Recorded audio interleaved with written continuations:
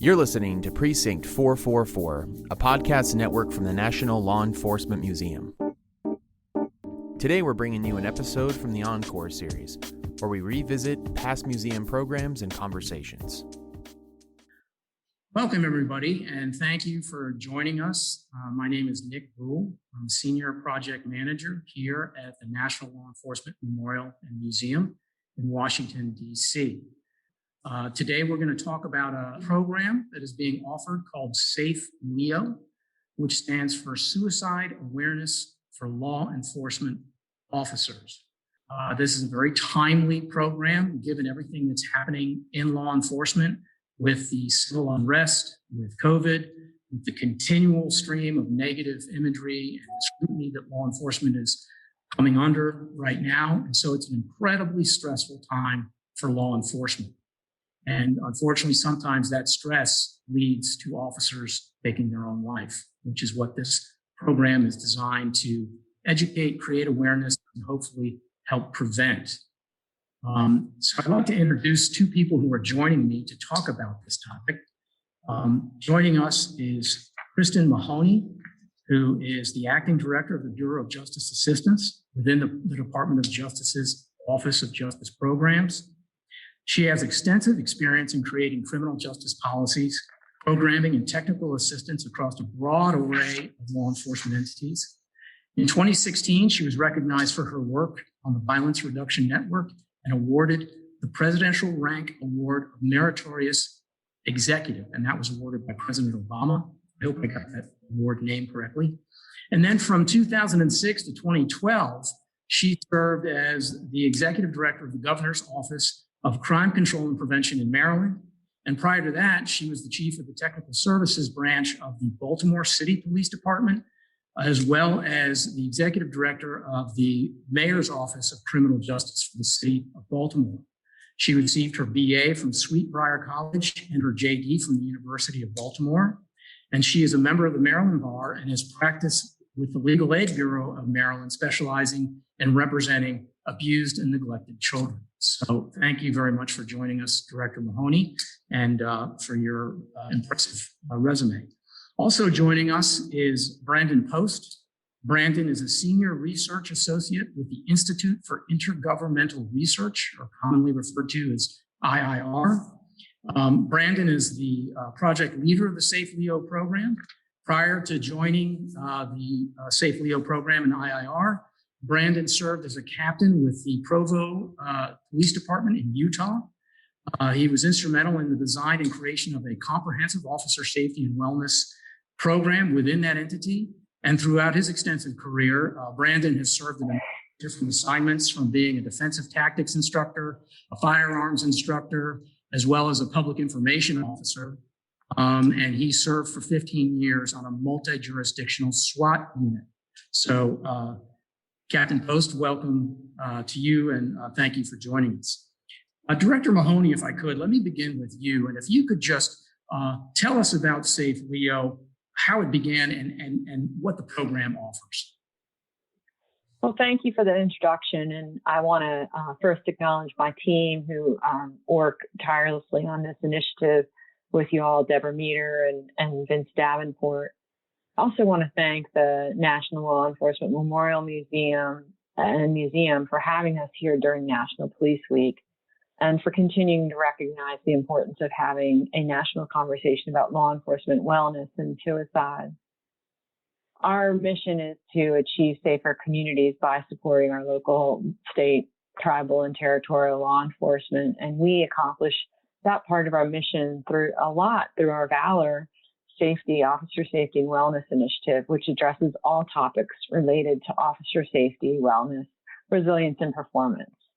And today I'm going to talk a little bit about our SAFLEO program, which is the National Suicide Awareness for Law Enforcement Officers program. I will never forget attending a meeting on officer suicide hosted by the New York City Police Department and the Police Executive Research Forum back in 2018, 2019. Back then, and even now, NYPD is not unlike other agencies and facing enormous challenges with officer suicides. Many departments have devoted tremendous energy and resources to addressing the problem. And that day was the first time I heard so many people come together in the auditorium of the NYPD talking about this openly and honestly. After that meeting, the Police Executive Research Forum released an incredibly important report entitled An Occupational Risk: What Every Police Agency Should Do to Prevent Suicide Among Its Officers. And they recommended that law enforcement leaders make employees' mental health care a priority and provide robust officer wellness programming. Many of you were at that meeting, and you've made this issue your personal and professional priority, and that's why we're here today. So I want to thank you for that. The need for such programs obviously have increased dramatically over the past 11 months. We honor heroes like Howard Liebengood, a United States Capitol police officer who responded to the attack on our Capitol, who died by suicide 3 days later, and so many others. So BJA created the SAFLEO program in partnership with the Institute for Intergovernmental Research and its partners, the National Law Enforcement Memorial and Museum, the American Association of Suicidology, and the Major City Chiefs Association. Together, we're bringing field training, technical assistance, and a multitude of resources together in one place for law enforcement agencies that are based on research, analysis, and proven promising practices. And this is all designed using the most current adult learning strategies, bringing innovative and creative teaching and materials to encourage behavior change and the implementation of a culture of wellness and safety. SAFLEO came into being because we recognize that our nation's officers have a high degree of exposure to stress and trauma. And unfortunately, because of this, officers seem to have a higher prevalence of suicidal ideation. The SAFLEO program's purpose is to stop that trend and provide meaningful support and resources to our law enforcement officers. We have found that a drastic change needs to happen in how we address officer wellness and suicide. Like that day at the NYPD, we need to constantly have open dialogue and create and encourage a culture within the law enforcement where talking about wellness and asking for help is okay. And that's what we're doing through SAFLEO. The SAFLEO's programs include a suite of in-person and online training and technical assistance for law enforcement that is provided at no cost. It's focused on education, awareness, recognition, and prevention of law enforcement suicide. There is a lot there, all focused on helping agencies, helping officers, helping law enforcement family members and friends bring awareness and hopefully prevent a future officer's suicide. I'm really proud of this initiative. Deborah and Vince have worked really hard at it with you all, and we hope everyone takes advantage of it as much as they need to. Thank you. Yeah, thank you. Thank you so much for those remarks. And you touched on the U.S. Capitol, and there have been some more high-profile cases that I think a lot of us believe are associated with the stress and the trauma that officers experience. There have been some issues or instances of officers using social media to discuss and share their feelings. And I think some of that ideation before actually carrying it out, some very tragic examples of officers who may be reluctant to come forward or don't know who to turn to for help. I'd like to turn now, if I could, to Brandon, to Brandon. And if you could talk about the impact of a suicide on an agency, and what we can do to help prevent this, and talk about what an executive might need to prepare for when we're talking about that. And if I can, before you answer, Brandon, I'll just frame again. I keep using the term frame the issue, but in 2019 there were almost 230 recorded law enforcement suicides. There were 139 line of duty deaths. So it's sort of been estimated that the rate of suicide among law enforcement officers is somewhat close to twice that of the line of duty deaths. Now, that's not a hard statistic, but it sort of gives you that framework to operate from and how serious this problem is. Brandon. Yeah. First, thanks for having me today. But obviously, losing an officer to suicide, that could be devastating for a department. And if we look at those who are impacted by this, I mean, it impacts the department, individual officers, especially those who are close to the officer who's deceased, agency operations, and especially the officer's family. Now, losing an officer to suicide is extraordinarily difficult because it's not something we typically prepare for. We recognize that this is a very dangerous profession and that we can lose an officer in the line of duty. And we have policies and procedures in place in case that terrible event ever occurs. However, not nearly as many of us have a policy or procedure in place in case we lose an officer to suicide, which is unfortunate because, as you just said, statistically speaking, we are more likely to lose an officer to suicide than we are to lose one to a line of duty death. And it's important to be prepared for this possibility because dealing with the tragic loss of an officer, that's incredibly difficult, and making necessary decisions in the immediate aftermath of a suicide, and it can be overwhelming because there are some very difficult questions that are going to need to be answered. For example, are death notifications different for suicides? How does the leader address the media? Will the funeral protocol be different?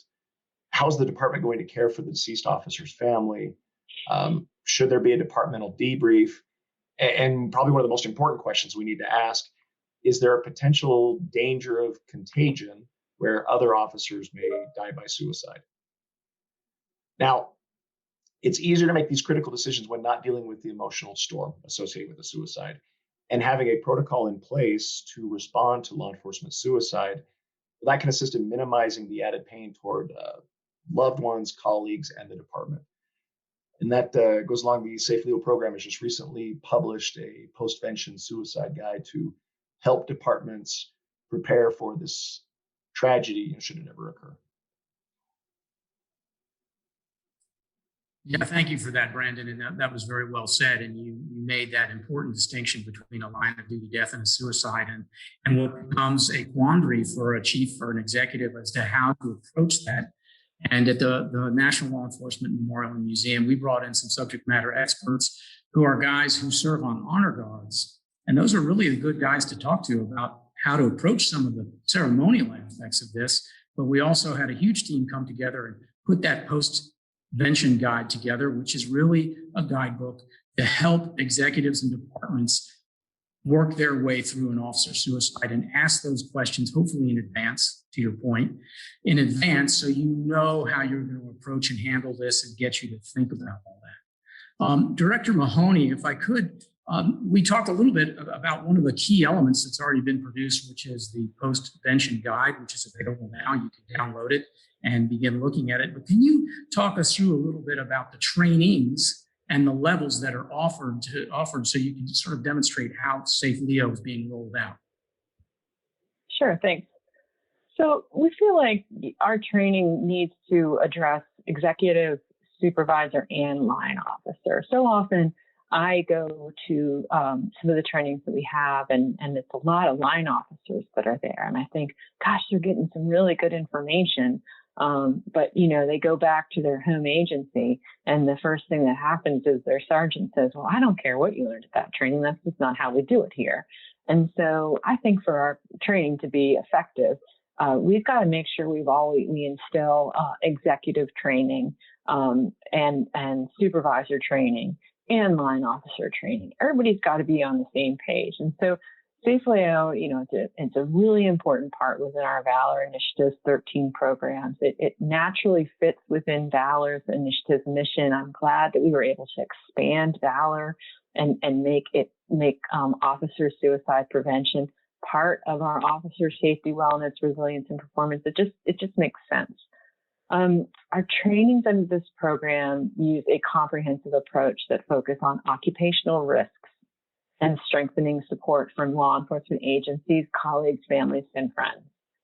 And like I said, to be truly comprehensive, these trainings have to address all of these factors, but how those factors differ for an executive, a supervisor, and a line officer, but also how they're all connected together.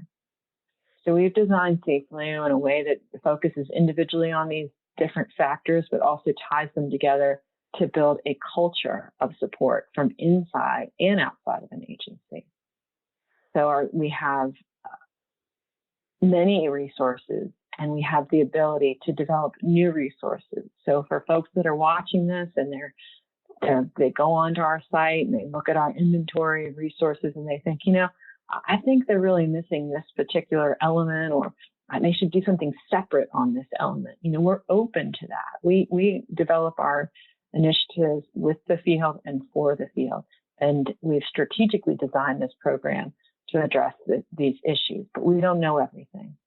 And we don't want, what I do know is that we would like to end the idea that seeing suicide is the only way out. We want to be able to show officers and members of a police agency and sheriff's department that this isn't the case and they're not alone. I want law enforcement to be well and to be safe. And we want them to feel and know that they can ask for help and that they won't be alone in getting help. And I think that Valor is really great and has done a wonderful job in expanding its scope to address this critical issue. Absolutely. And you mentioned culture of support, and that ties into what we here at the National Law Enforcement Memorial and Museum are constantly saying through our officer safety and wellness programs, not only a culture of support, but a culture of safety as we try and deal with an array of safety issues and wellness issues across law enforcement.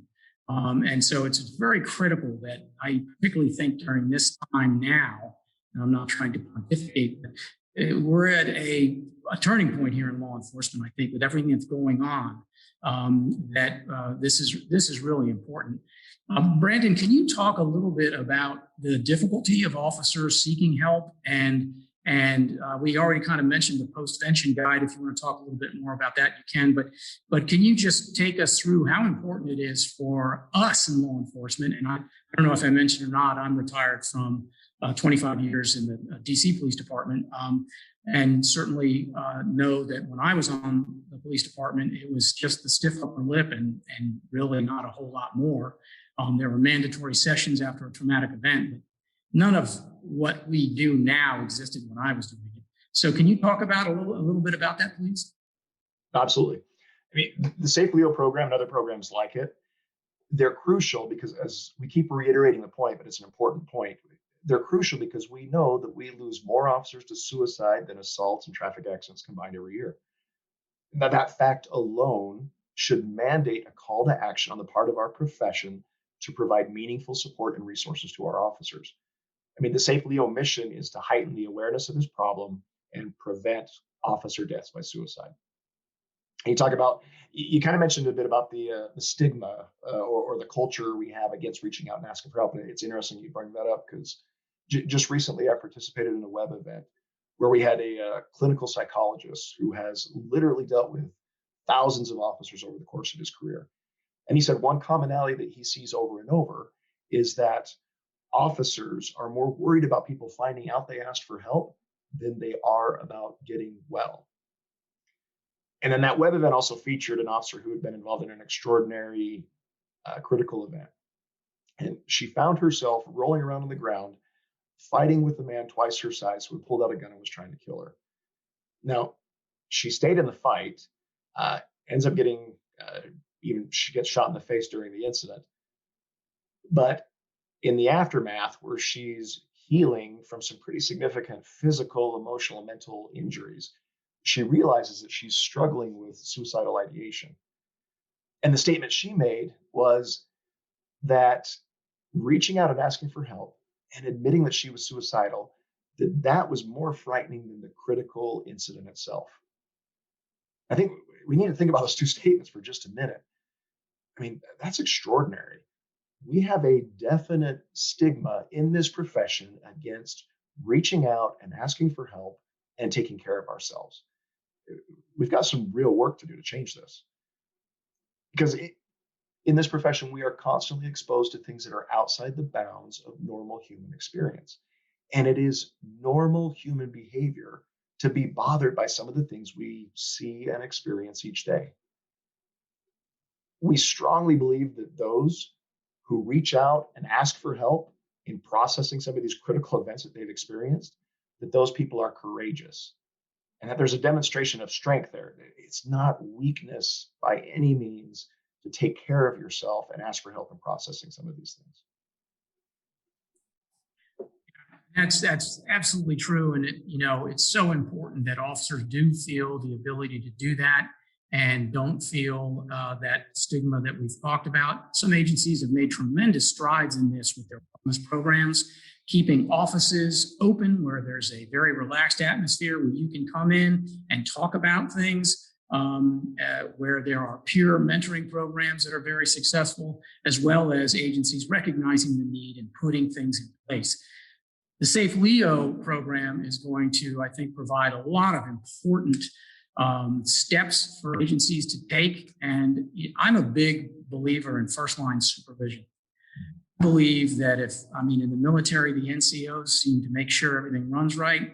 And certainly in my experience, the street level sergeant, the patrol officers, making sure that he's got his people under control and I don't mean to say under control, but knows what his people are up to, and he or she, and knows what's going on, I think is really critical. And there is, as the director mentioned, there is a first line component to the training of SAFLEO. So I think that's really, really important. And again, the post-event guide is available, and you can go to www.valorforblue or just type SAFLEO into your browser, and you can find that guide and download it. And then definitely look for those trainings that are going to be available in the future so that you can get your agency involved in the training that's going to be offered. It's very comprehensive, and it deals with all of these issues as well as recognizing the dark path that officers may take and all of the things that may lead to it that we all need to be aware of. So I want to thank you both for joining us today and for helping us here at the Memorial Fund participate in this and push SAFLEO out even further to make sure that people are aware of it. And I would encourage everyone to visit either valorforblue.org, or if you would visit our website for the Memorial Fund, and there will be a link to that panel discussion that will take you through not only some of the things we've already discussed here, but also help you understand that post-vention guide, which I think is so critical for agencies to have, and have it as a tool. So when the time comes, if it does come, you're prepared and you have this as a very strong reference to help guide you through that very difficult process. So again, thank you both for joining me. Any last thoughts, or is everybody good? Good. Thank you very much. Yes, thank you. Be safe.